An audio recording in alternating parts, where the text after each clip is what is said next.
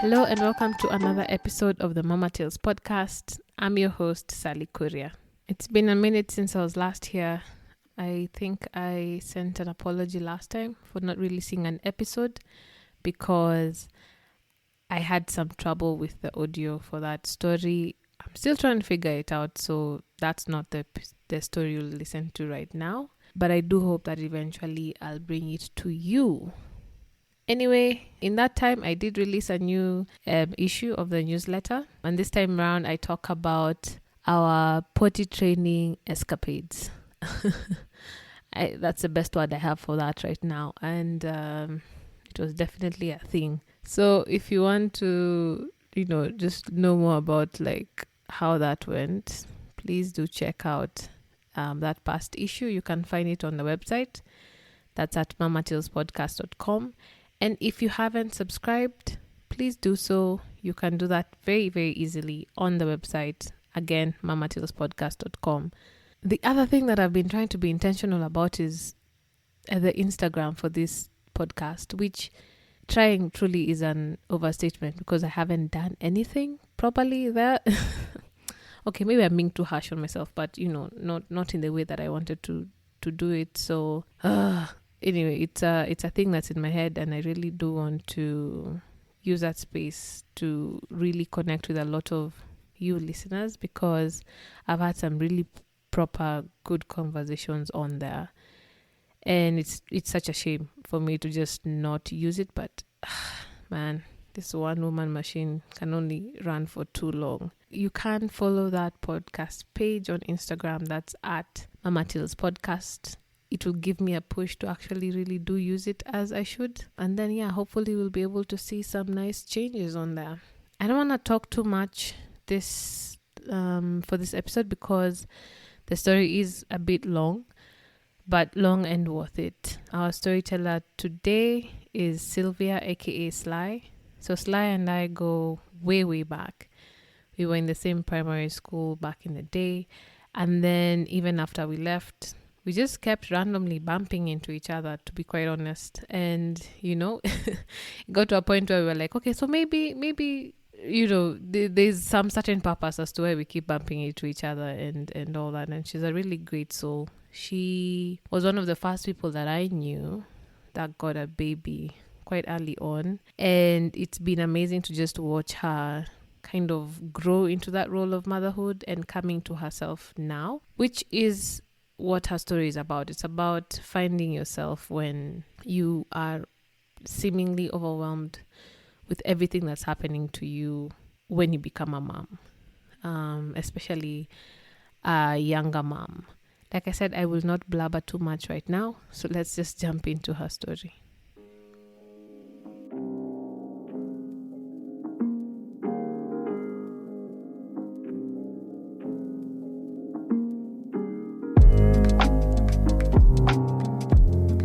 Official name, the one that is on my ID, is Sylvia, but I go by Slyo or Sly.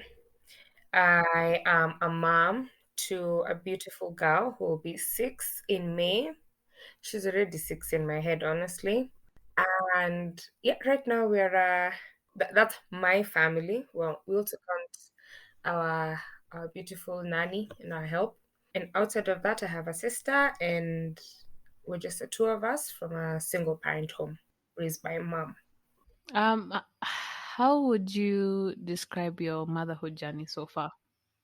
I find that question so hard to answer because I don't think there's one word that sums up the whole experience thus far. Can I use several words? You can use as many words as you want, to be honest. As many words. Okay. So far, motherhood has been challenging.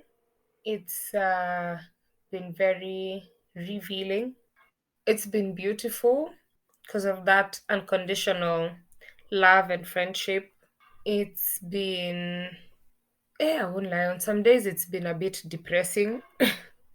It's been depressing.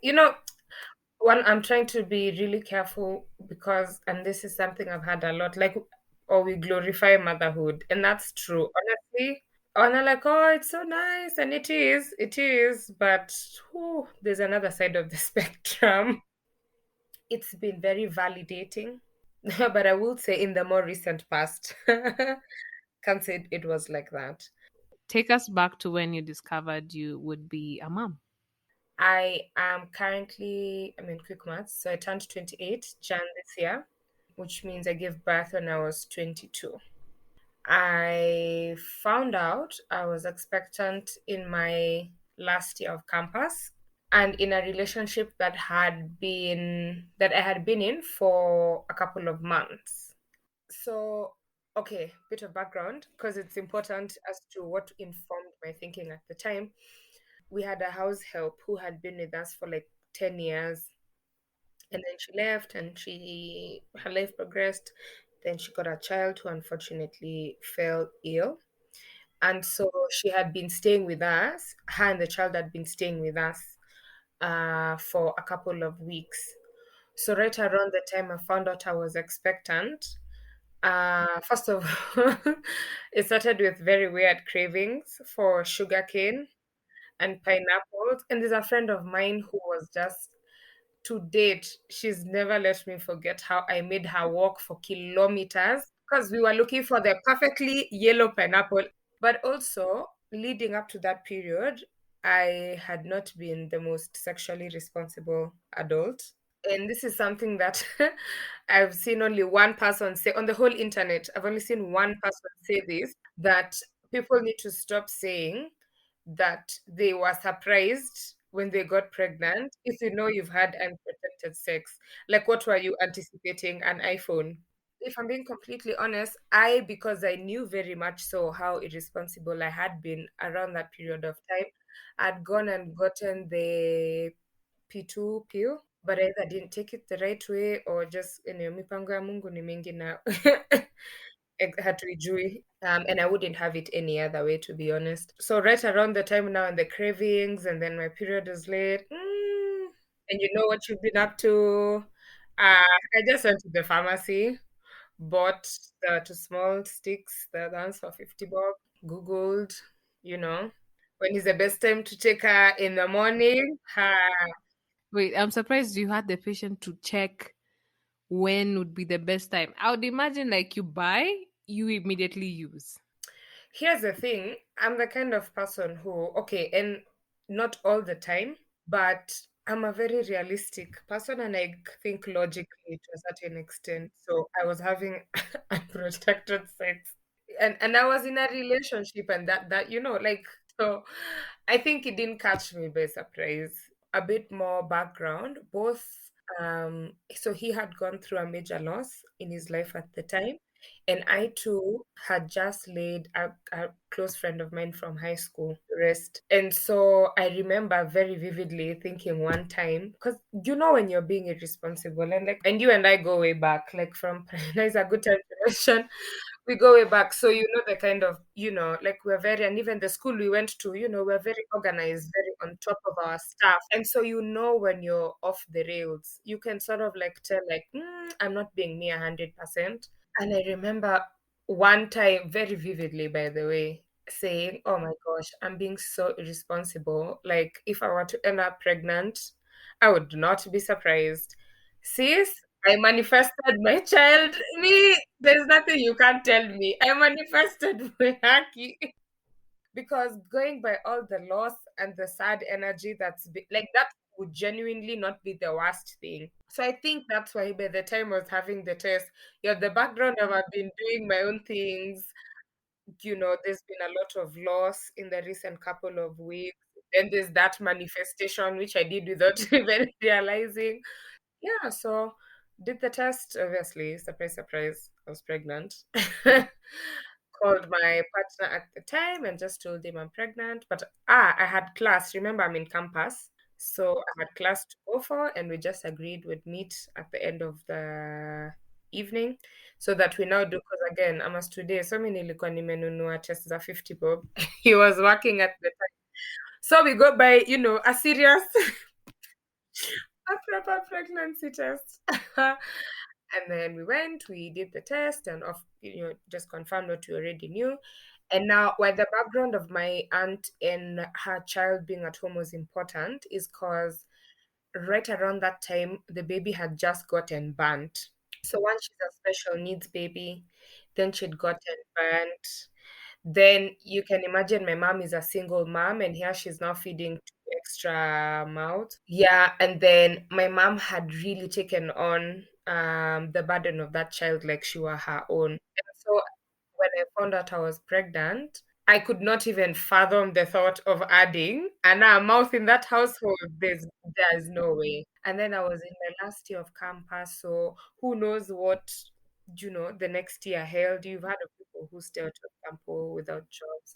Okay, that said, I had been working all through campus because I used to do PR and a few things here and there. But even then, you just can never know. And my partner at the time was working. He was older than I was by about 6 years. So he was working, had a steady job. He was excited at the thought of having a child.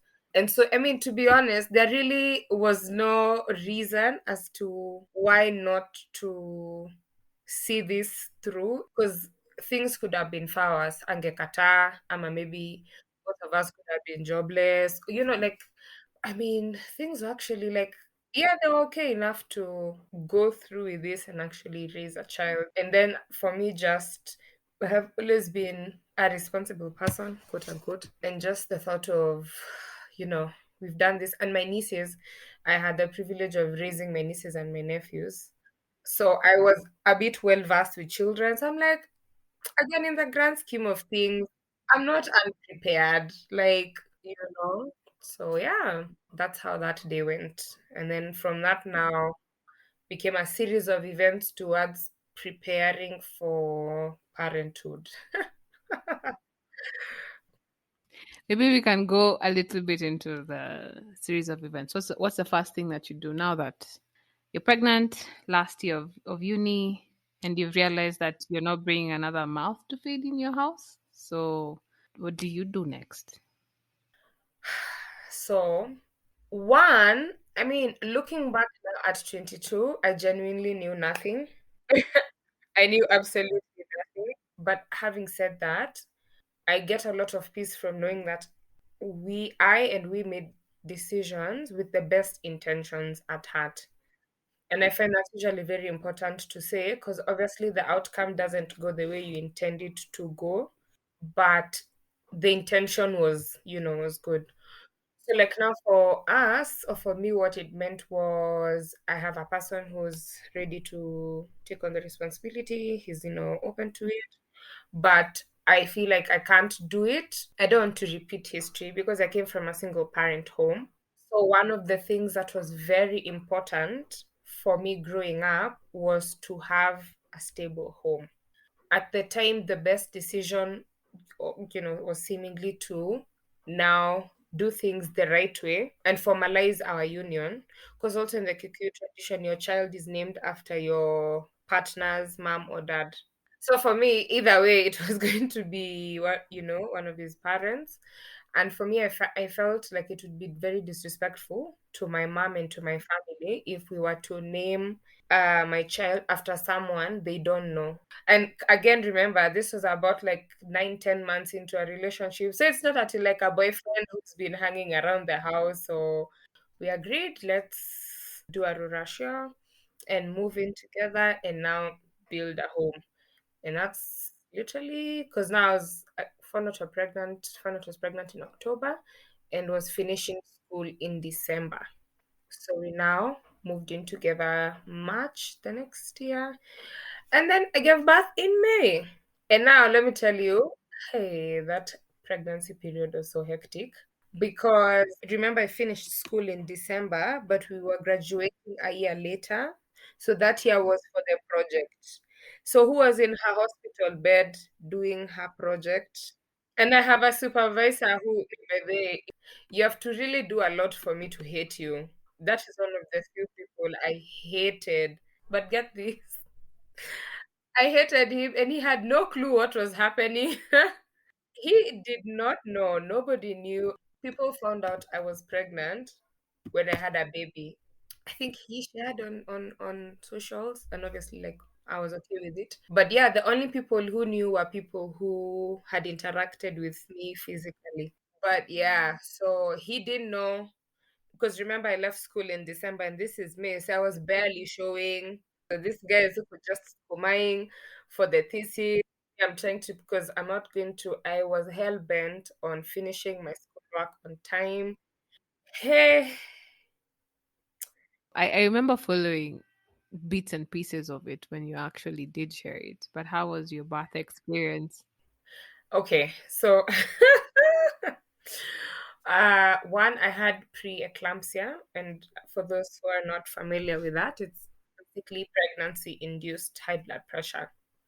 This is the thing about pregnancy, and I feel like we're about to enter a whole other like portion of this conversation, which is as pregnancy on its own, is you don't realize the gravity of the process until you're knee deep in it. Like somebody could tell you that you could watch, you could see your sister, like, but the full weight of the pregnancy is felt when you're pregnant. And for me, the one thing that is so wild that I just honestly, it's a conversation I would like to have with God, is how the effects of pregnancy are so different and you can't know until you're there. Like I didn't have high blood pressure for 7 out of like 8.5 months of pregnancy. And then one day I woke up and I never had normal blood pressure again until after I gave birth. An aunt of mine would make me laugh and tell me, when you're pregnant, you need to buy clothes ahead of time because when you grow and you know this, like your one size like this today and then tomorrow, God knows what happens, nothing fits. And I thought that's what had happened that one day because I woke up and I was just like, I was larger, but it wasn't largeness, like I was puffy. And me, I thought, because my aunt had always told me that, I thought this is probably what she was talking about.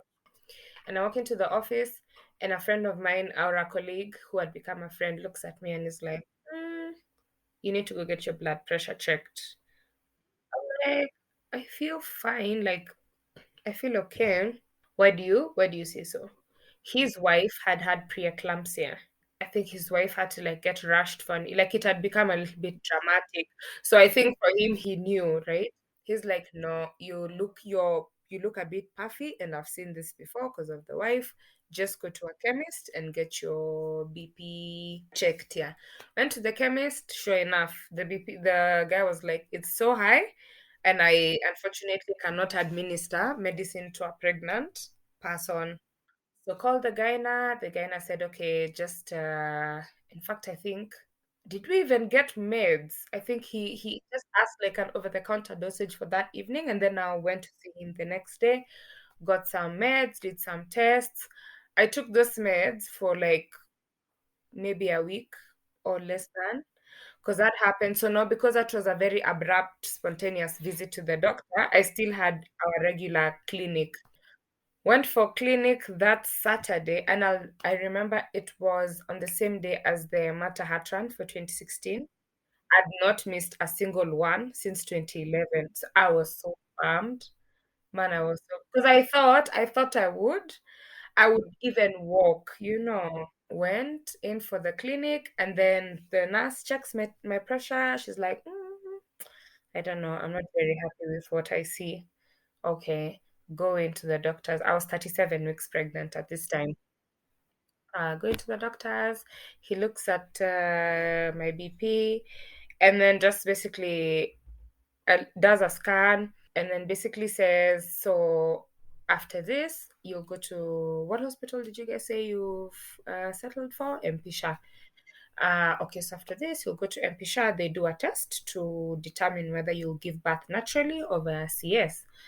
I'm like, okay, that's fine. And then we go for the results when he's like, yeah. So the results, like you're going to get them like immediately, and then it'll inform the immediate course of action. I'm like, no, I'm not understanding you correctly. So you've said we're going to go get a test done. He had to say it like 2 or 3 times, and eventually my partner at the time was like, Sly, I'm not sure you're understanding or hearing the doctor. I think he's saying, that we're going to have the baby right now because things are not. Because from the minute the nurse mentioned me, it's like I just, bro. I get the pressure's not great, but I was here, I got my, but I don't know what the doctor saw in the scan, and I think the numbers are really high, and I just started crying. I broke down because I remember thinking, oh my God, first of all, pregnancy is 40 weeks. I'm at week 37. Guy, I need the 3 weeks. Two, this is not how this was supposed to go. This was a routine clinic. And now you're telling me that you want me to go to the hospital and it's going to be determined. As in, I went from missing the Matahatran for my routine clinic to you're telling me that I'm going to be a mom tomorrow. Does anyone want to give me a day or two to just like wrap my mind around it? And oh my God, I cried. Because I think for me now, and this is something that, of course, now becomes constant over time, is having to put your needs aside or your wants aside for those of your child. And for me, like, 26, I'd done the Matahatan 5 years in a row. That's very serious commitment. And I was keen to see it through, like, so to go from that, and then now here we are, you're telling me, I've barely wrapped my mind around this, and now you're telling me I'm going to be a mom tomorrow. So, and the doctor goes like, how far do you live from the hospital? 20 minutes. It's like, okay, you have an hour. You have 20 minutes to get home, you have 20 minutes to pack, and you have 20 minutes to get to hospital. My mom was in team building in Naivasha at the time. My sister had gone for the heart run, so she was busy recovering somewhere at home. Now, let me tell you where part of my PTSD for sure comes from. When we checked into the hospital, there's a woman who was in active labor. I love imagine me going to the washroom and patting the nurse wiping the blood from where she had. I remember walking back to my room and just being like, you have like somebody just into an issue kisha because we're just getting started because we've checked in. This is like now I got like fully admitted at 9 p.m. in the hospital. They did the test. The baby's heartbeat was fine. So we're good to go for normal delivery. So remember, I'm 37 weeks pregnant and not active labor, so they must induce. And they're inducing vaginally. Again, one of the things that bewilders me to date is how the whole world we manage to work virtually and do everything remotely, and we can send money across the world, but we've not found advanced ways to check how far a woman has dilated. So induced vaginally, and that was at around like 1. Then they came to check me at 3 a.m. Then I was again induced a second time in the morning, and then checked a second time, and then induced a third time.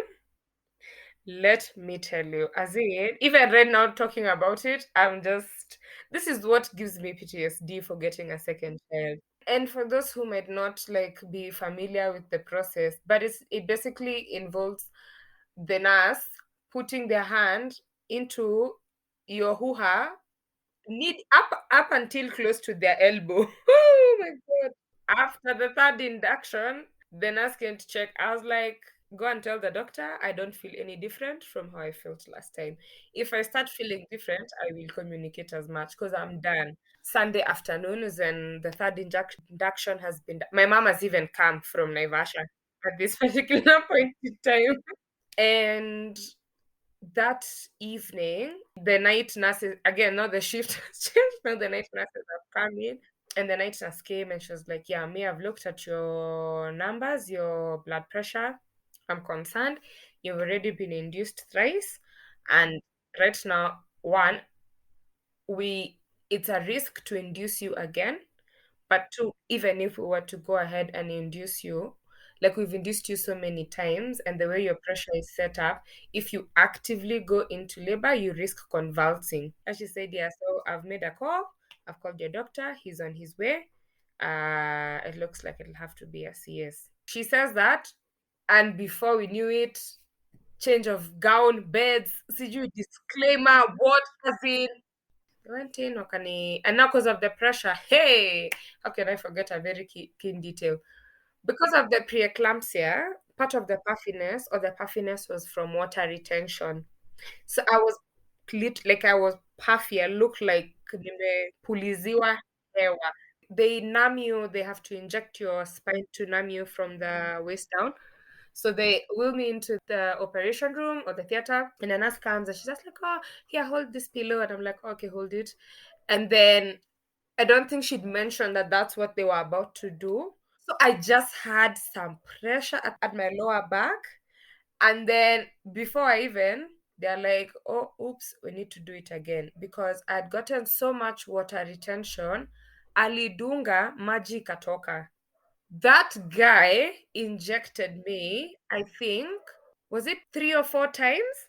And I remember by time number 3, I was actually crying. I told the nurse, like, why are you not just give me the gas, because I can't. The nurse is like, unfortunately we can't, because of your pressure and the meds you have in your body. If we give you the dawas for putting you under, to be honest, you risk not coming back up. Yeah, so anyway, eventually, I think at like injection number 4, he finally was able to administer the epidural. And then now they went in, Mihaki was born.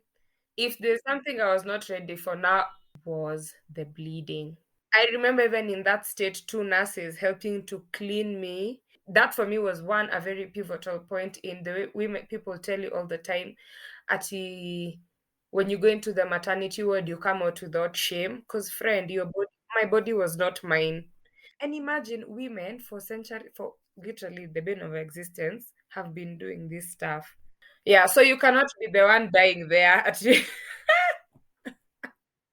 And now I have a whole person, and I remember leaving thinking, these guys are really going to let me go home with this person that I don't know. There's no nursery, there's no bell to ring for the nurse to come.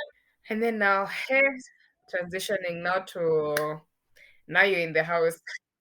I'm very fortunate to have had an auntie aunt who had gone through postpartum depression, and she had seen me from when I was very young. So I really think she took it very personally when I'd given birth, just to make sure that I don't find myself in the position that she did.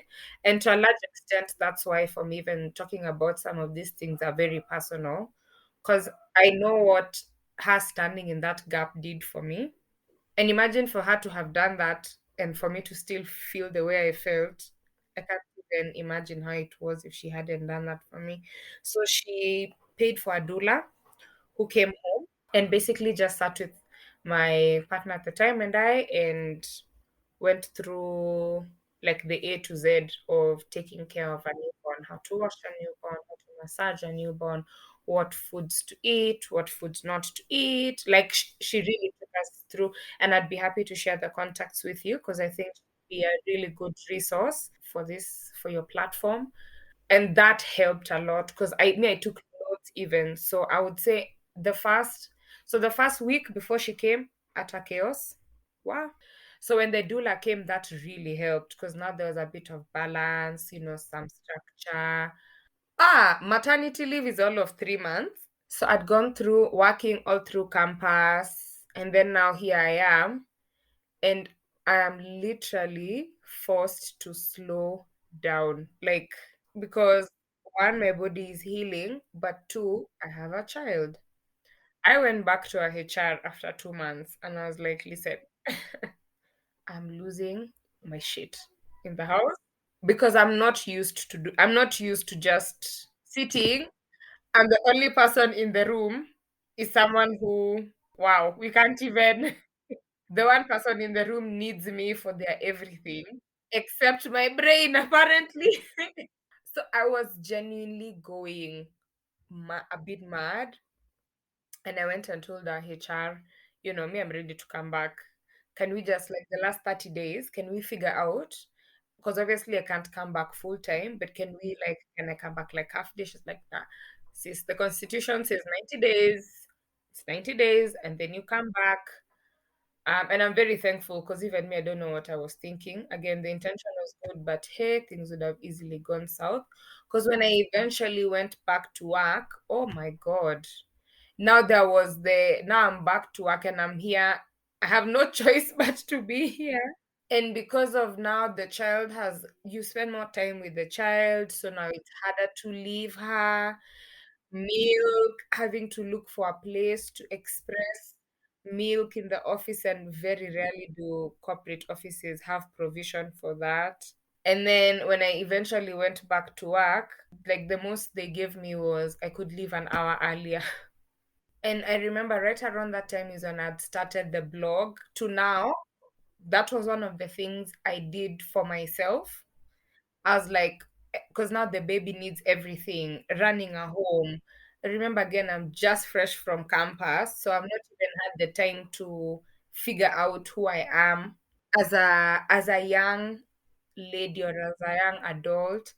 I started working when I'm pregnant, so I'm also out to prove myself at work and prove that I was worth taking the risk, despite me being pregnant, and that being a mom is not going to.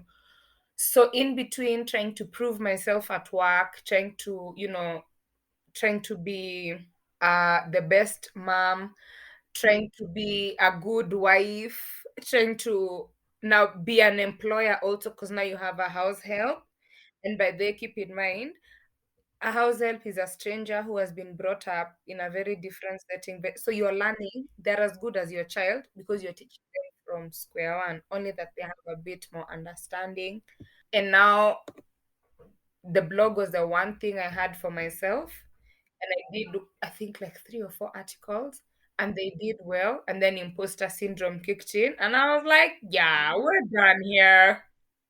Because I was like, oh my God, people are actually reading. Like people saying I'm not a mom, but you could, and let me tell you why. Because it was the only place I talked about what was happening. It was the only because I mean, my partner cannot understand. He's not been through the process. Remember, I was 22, so I was the first among my friends. And now, even to add to losing myself, I'm now coming out of a season of having also been working throughout my campus life, which means that I also had some money to myself for myself. And that means that I was able to do a lot of social things and stuff like that. Now transitioning into one, we're not even on the same places in life with my friends. And then on top of that, it's not even a debate. It says you're now a mother, your priority is your child. So I can't even talk to my friends about my struggles because I mean, nobody will understand. And to be honest, they were also now going on about their lives, you know. Remember, I also didn't tell them I was pregnant, other than like my close circle of friends. And life doesn't wait for you, life moves on. So, on top of all of that, and social media was just beginning to peak, you're also now seeing the way your friends are still having fun, are going for concerts, your friends are looking snatch, and it's just like, oh my God, one. I'm the person who had a child when I was in campus. So, what does that say about me? Two, I'm so out of touch now with my friends. Like, our problems are so different, our experiences, and that experience aged me quite a bit. And then three, I used to now like work all through my campus life, and because of PR, it was in the entertainment scene. So a lot of like literally I was in the throes of what was happening. So going from that and then being removed, and now I didn't have the time to explore young adulthood. It's just like, who am I if I'm not a wife and a mother and an employer to the house help, you know? And then my family, bless their hearts, and I know they meant well, but and you know how Kikuyu traditions are. Once you get married, it's like whoop, like see they came, see they peeped, see they gave cows, they did what, see you whoop.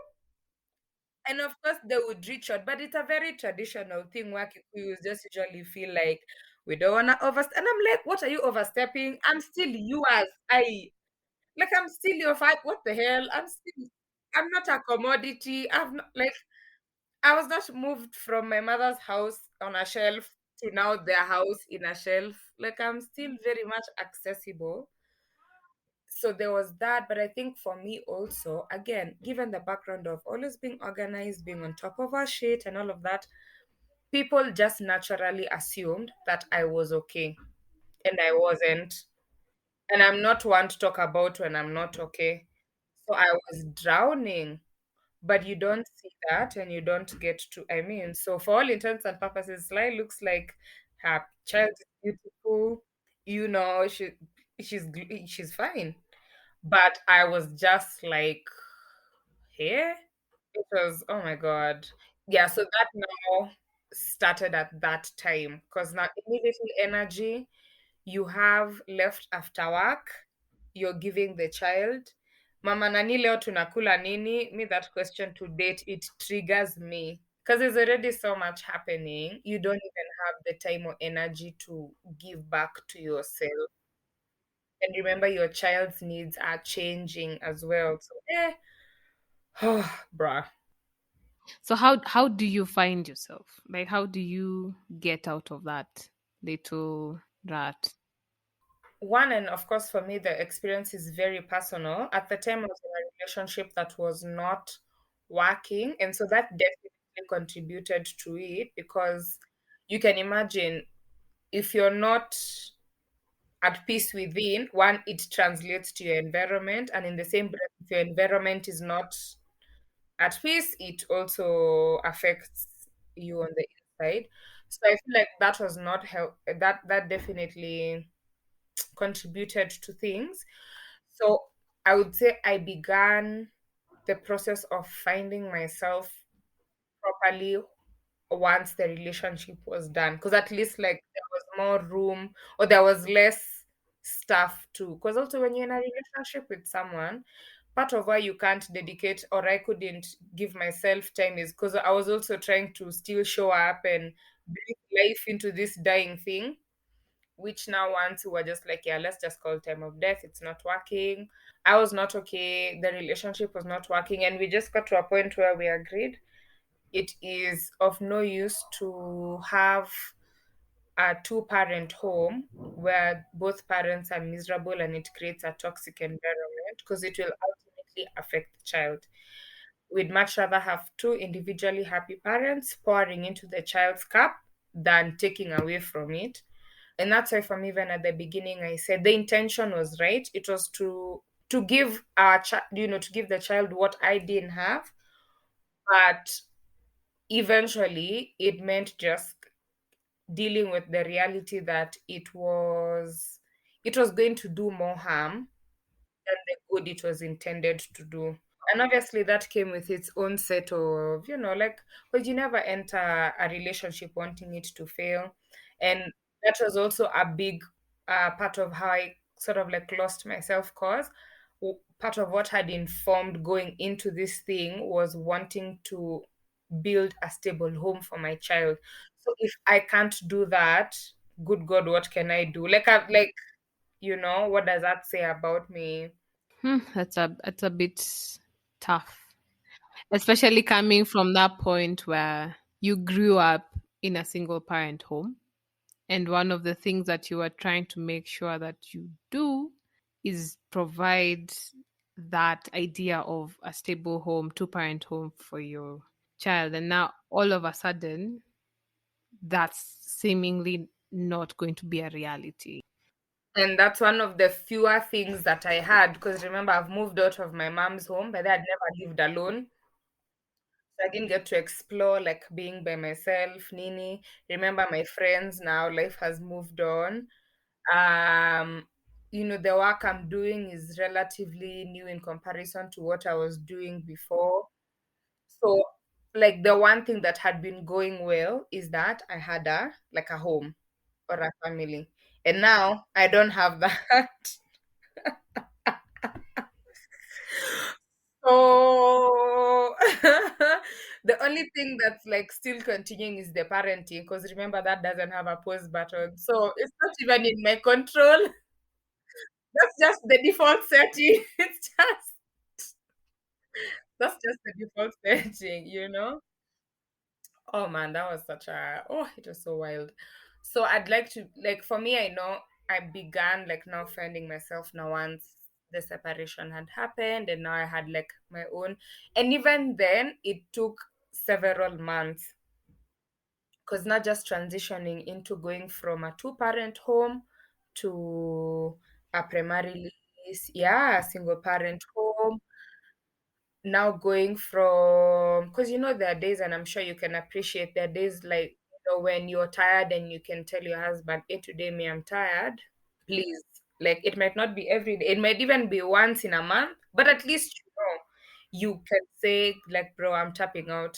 So transitioning from having someone to now not, and now Haki is almost 2, so now she's beginning to now start communicating. So we're starting to, and that's another thing that I was not prepared for is you know that the child is always going to need you but the intensity of the different stages of their lives and their needs and even how to communicate differently and how they receive is just like because the child that you go with to bed tonight who understands things in a certain way, tomorrow that understanding could be out of the window. Ama they are just they've grown a bit more, so the way they understand things is complete. You could literally wake up with a new child. So now going from that, and now obviously even for Haki, she can't communicate, but you can see even how she's noticing, the dad is not there. We've moved to a new house. Sometimes we moved to a house that I didn't like in a place I didn't like. And again, part of how I've come to learn some more that I lost myself is a lot of the decisions that I made at that time were then informed by need, not by want. I needed to find a place because we were separating. So I wasn't, like right now, if you're looking for a house, you have like certain checkbox. Me at that time, I just needed a place to live. Okay. And that has a direct implication when you're also making decisions out of need or survival and not want. There are certain things you compromise on that you don't even realize you'd compromised on until you realize. Or it's very short term because there are certain things that become priority over the long run. Like at the time, I needed to move because I was separating, but eventually she needed to start school. So are there any schools where I moved? What does that look like? Like so now just that settling and now figuring out that rhythm. And then in that season, I think I changed house helps like 2 or 3 times. So imagine having to restart. Because again, it's an adjustment for Moehaki as well on the back of a really huge transition. And like now for me, my house help is as good as a co-parent in my house. She is. Bless her heart, and I love and appreciate her so much, and I make sure to tell her because on the days when I'm not here, Ama on the days when I need to be somewhere, she literally stands in that gap. So imagine those first few months of getting somebody new, teaching them how you like things, finding a rhythm, just beginning to settle into that rhythm, and then it's turned upside down. And having to explain to Mwehaki that now there's a new auntie. That friend. Again, what time do you even have to go back to life? I just kept doing what I needed to do to survive and to show up the next day. So how it started for me, how I started finding myself again, to be honest, was working out. Exercise was a big part of how I got back into it. Because I remember at that point, like now, just eventually when the dust had settled a bit and I got a really nice house help for a couple of months, because that also gave me room to breathe. I wasn't happy with how I was looking and how I was feeling. And I just remember Jay Shetty had just started doing his podcast right around that time and had started listening. and Robin Sharma. So Robin Sharma talked about the 5 a.m. club. So I remember just I was like, bruh, 5 a.m. It ain't gonna be me. Haha. But I can pick something out of this. you know, I don't have to like, but I can start from somewhere. And to be honest, I think also just on the back of having gotten separated and having like being able to build again, I was like, okay, I can do something. I don't know what, but I can do something. And let me just do something for me. And people always talked about the way exercise, this thing for if everyone is talking about it, surely there must be some like let me try. Worst case scenario, I tried, it didn't work out for me. And I had a really good friend who went to school and learned about like physical training and all of that good stuff. And he had just started his coaching or training biashara. So I reached out to him. He came up with a program. I started it. I enjoyed it, but then I was inconsistent because, and this is something I came to appreciate more further down the line, I didn't know how to do things for myself. So I would start and then I would just stop and not have any reason as to why I stopped. I would just start channeling that energy into other things and other people.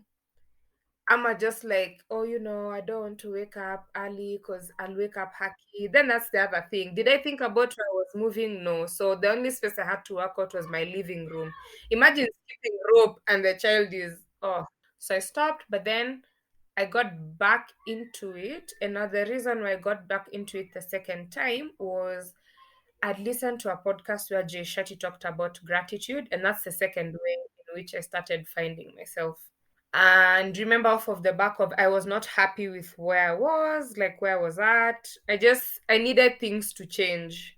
And Jay Shetty said that people often think that gratitude is an overwhelming feeling you get after something good happens. That's not what it is. It's an attitude that you practice. You don't just wake up suddenly. You feel happy and you feel elated about certain things and you feel excited, but gratitude is not that overwhelming feeling. Gratitude is in the small things. It's in the Gratitude is literally just the appreciation of what you have, both small and big. And by virtue of that, you don't have to wait for something really huge to happen for you to feel grateful. You get to decide what you're thankful for. Me, I think it just found me in a space where I was really just thinking about my life. And I was in a space where my word for that year was intentionality. And so I was just like, okay, again, and I'd seen sort of how Jay Shetty had grown because I used to watch his videos from back when he was on Facebook, and then I was seeing him, and he had always spoken a bit and touched on gratitude. But then that particular episode, he really went into it, and it really resonated with my spirit. So I remember when I was going back to working out, the incentive was I remember how good I felt when I had started but was not consistent with it. And I was like, you know what? One, if I'm thankful for my body, and I'm even thankful to have the resources to be able to do it, I really have no reason not to do it. But I remember how good I felt when I started. And so why not? So just working out and then gratitude, and then it just now took a life of its own. And that gratitude thing really changed things for me. It's so easy to look at my life now and think, oh my gosh, so much is happening in her life. And bro, it is the cumulative effect of just practicing those things pole pole a day at a time.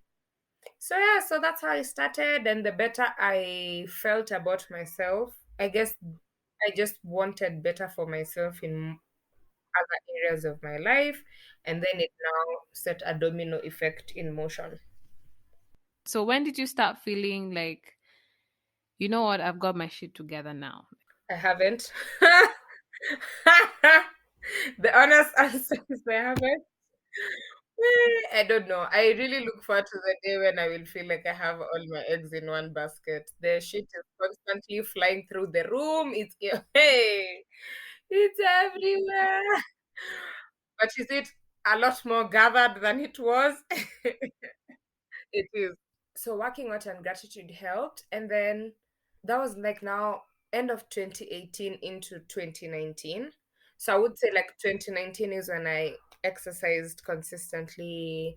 That's when I like lost a lot of the weight. And when I feel good, and again, for me, looking good, I want to be very careful here. Looking good for me because of how much weight and the water retention. I mean, you saw the photo of how I looked when I'd given birth. It was not me. So for me, getting back to like a body size that looked a lot more like me made me feel good. And so it started like to, it was now like from the inside going outside.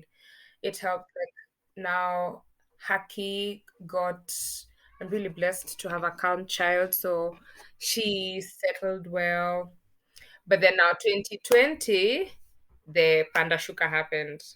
That rocked the boat because, and I think for myself and a lot of other people, what I thought was me beginning to feel like myself had been me now being on autopilot. Like I'd now transitioned from need and survival to doing what works. And so when the pandemic happened and everything sort of like shut down, it put a lot of things into perspective. And for me, it meant being one indoors a lot. But now I'm an overthinker. And a lot of people will say this. You will notice a lot of guys who work very hard do so because they're trying to immerse themselves in work. So when we were no longer immersing ourselves in work, all I literally had time to do was think. And outside of thinking, it now meant that Haki was home all the time. And she had just started school. And I remember for me, part of what continues to encourage me to this day is that children continue to grow older. It like the phases are exhausting, but it's encouraging to know that one day she'll wear her last diaper and I'll never have to buy another diaper again. You just don't know what day it is, but there will come a day. And so for me, I always used to think, Kai, okay, I can't wait for when she starts school. One, because I really felt like she was wasting away at home because she's such a catch-up girl. But two, at least it will give me some room to breathe. Because now when you're home at your on leave, you're not home or you're not resting, you're parenting. And now if you've been going to the office Monday to Friday, your child now, you're here, they want to be with you all the time. So that time when the pandemic started, I remember feeling extremely overwhelmed because we'd now gone from being in the office to now we're home all the time. So now I'm with the child all the time. I'm with the house help all the time. And we are very uncertain about what the future will look like. And it just sent me down a very like introspective rabbit hole. And I just realized that now I had been coping because I had things that were keeping me busy. Like I would you wake up and you're woo, and then you go to the office and then you go to work, you come back, and when I come back, I know I'm going to be a parent, and after 2 hours or 3 hours, it's bedtime, and then wake up, repeat. So there was no time to actually like stop, and we were just doing default autopilot. We were doing what needed to be done. But now the pandemic comes, sets things, upside down. And for me, just generally showed that I was not I was not as in control or as on top of things as I thought I was. I was just like I was managing. I just put sellotape on the crack and we're moving. And so towards the end of 2020, which is now really how I started, like how I have gotten to where I am right now, was I started going for therapy in December 2020. And even then, by the way, let me tell you, I went because and I told the doctor, because they ask you, so, okay, what brings you here? And I was like, I don't feel like myself. I'm motivated. I'm not inspired. I don't know what I want. Because again, now that thing for everything that I was doing was informed by need. It was how can I take care of my child? I had started a business, but even the manner in which I'd started my business was informed by need. So I didn't have to take the time to think through the intricate details of me. I just needed more money to feed my child. That's it. And so eventually the business got overwhelming. So I just felt like everything that I'm doing, one is either overwhelming me or I can't deal with it. And I'm done. I'm tired. I'm just tired. And I don't know what I want. So the process of therapy now really helped me to unpack a lot of stuff and, like unpack the transition. Because also just now appreciating that I never really had the time to think about what I wanted for myself because I went straight from campus into working, into motherhood, into marriage, into like there was no time to actually stop and ask Sylvia, Sly, what do you want? Where do you want to go in life? And so the process of therapy has created room for me to actually think and talk about myself. Because another thing now is mom guilt. Even the few times I would try to do something for myself, I'd feel like, oh my God, does this mean that I'm taking away from the money that I could spend on my child? Like if I'm somewhere spending time by myself, I'm like, oh God, now my child, like, because you're also working. So I'm thinking, oh yeah, I'm not here 9 to 5, and then you have social, responsibilities. So therapy was just the one place where I could talk about me and not feel guilt. Like, and I've actually paid to come talk about me. So best believe we will talk about me and what is going on with me and my life. And so that for me really helped. And now just gratitude over the course of those now 4 years. And a big one has also been now that my child can communicate, it has eased a lot of me. I won't lie. I tell people all the time, I am absolutely enjoying parenting now that she can talk. Because that phase before was the ghetto. Ah, yeah, yeah, yeah, yeah. For trying to figure, like, it eases the burden by half. For she can tell you, I have a headache, I'm not happy with this. And I've also taught her to be very expressive. Like you're upset, just communicate you're upset. So that's helped because now at least some of the energy that was going towards just trying to figure out what the hell you want. And sometimes now I can actually say, okay, this I can't help you with. Please go and ask Auntie Susan to help you with XYZ, That's helped. And for me it has also just been accepting that in order to be a good mom, I need to be good for myself. Like you can't pour from an empty cup. And realizing that also means knowing when to stop pushing. Like also means realizing like, you are approaching your breaking point. What do you need to do for you? Because you fail to do that, I risk ending up in the same exact cycle as I was in, and then I risk undoing everything because you stop being, And I find that's a facet of being an intentional parent is also making sure that you're proper yourself and now just accepting that it's important to take time out for yourself.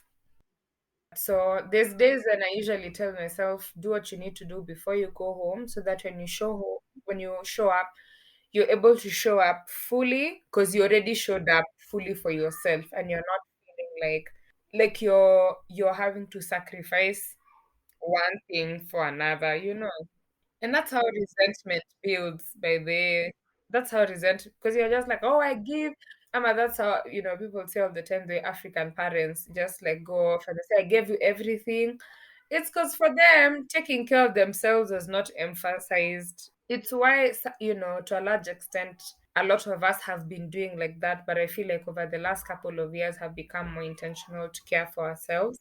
But before it was a default setting. We were all doing what needed to be done. So, what are you looking forward to now in your motherhood journey? So, one, by virtue of having come like full circle. And first of all, I feel like I finally began feeling like myself 5 years into motherhood. Which, God save you guys. I'm not saying that there is no timeline, there's no specific timeline to anyone. And obviously, you can imagine me, I had the ups and downs with the relationship ending. And so, obviously, there's a few detours and twists and turns that I took along the road. But coming back to self, or finding self, has been really instrumental even in how I parent, because, and I'll give you like a bit of context. You see, like before, when choosing to settle down and get married and have the child, I wanted, like, I was avoiding being a single parent mom. Like, I just didn't want history to be repeated. And it's very easy to avoid one mistake and make 100 others because you are avoiding this one specific one, you know? And again, at the time, that was being informed by the need to create this thing for my child. Had I been very realistic, I don't think I would have done that at the time. To just be like, we don't have to get married, don't have to.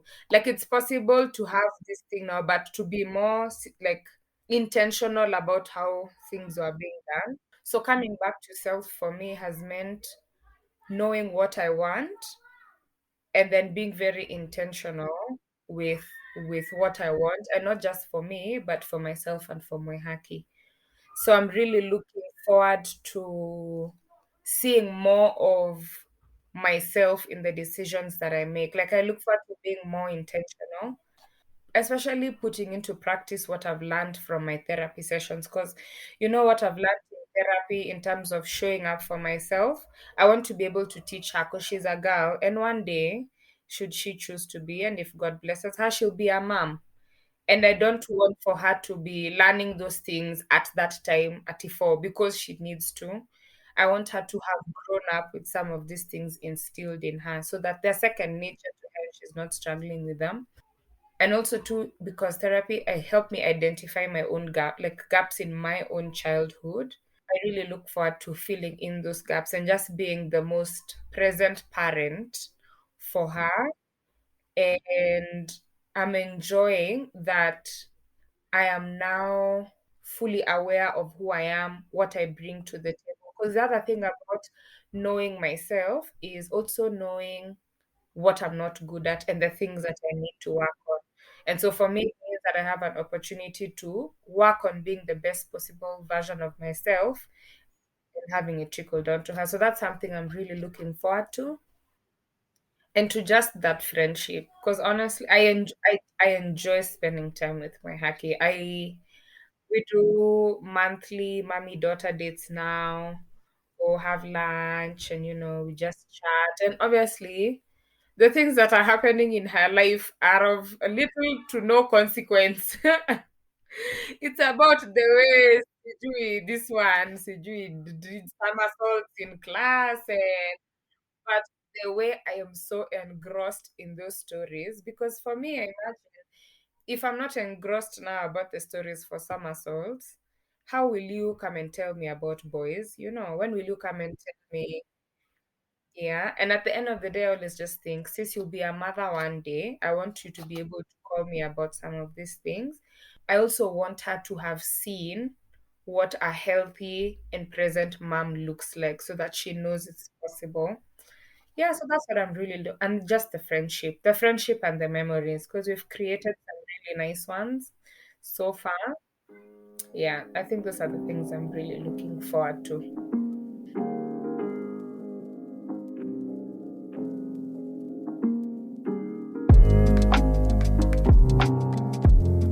I was really keen to listen to Sly's story for quite a while because, like I said, I had seen her journey all through the time she gave birth back when she was 22.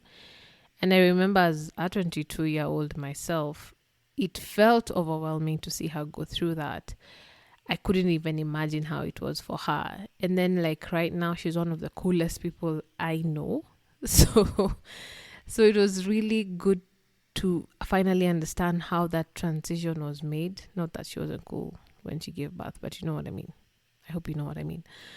And she does amazing stuff. She has we talked about an initiative that she kind of just stumbled upon, but I couldn't fit it in the podcast, where she hosts this game night that started kind of accidentally when her friends were trying to figure out something to do for her birthday. And to be honest, like, you can see how she's people loving, bringing guys all together and letting us live our is it childhood dreams, or just like, let cut loose a little bit and enjoy life. I haven't attended a game night before, but I really do hope that I do. And then the other thing that I have to make sure that I have at some point is the link to her blog, because that blog was amazing. It opened up a portal to this world that a lot of us were out of touch with, and it really helped me personally, at least, understand what she was going through and what I would potentially go through myself. So I will try and find that link to that blog and then either have it on the show notes of this episodes or share it much later on social media. All right, thank you so much for listening to that episode. I know it was long. I appreciate you for still being here. I'll catch you in the next one. Bye.